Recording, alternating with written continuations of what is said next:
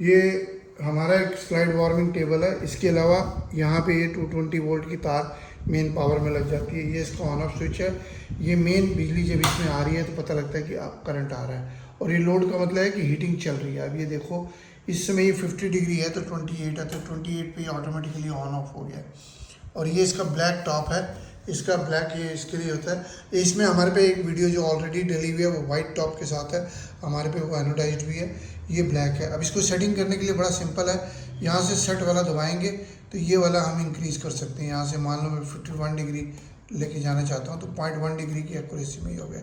और यहाँ उसके बाद दोबारा इसको सेट कर देंगे तो सेट हो गया। ये इसका इनसाइड टेम्परेचर है, ये यहाँ का टेम्परेचर है। ये अब 728.9 हो गया। ये आपका जैसे ही इसके क्लोज आएगा ये ऑटोमेटिकली बंद होना शुरू हो जाएगा। और ये इसका सारी ये अब अगर डाउन करना तो भी ऐसे ही करा जा सकता है सेम तरीके से। ये देखिए मैं इसको 5 के ऊपर कर देता हूँ और सेट कर देता हूँ तो 28.9 ये आ गया टेम्परेचर। ये लोड बता रहा है, करंट चल रहा है, हीट हो रहा है, और ये मेन से बता रहा है। ये ऑन ऑफ स्विच है। ये 10x12 का है। हमारे पे बड़ा भी अवेलेबल होता है। हमारी इसकी और दूसरी वीडियोस भी हैं। हमारा ये मोबाइल नंबर है 9416020018 और 9992222049।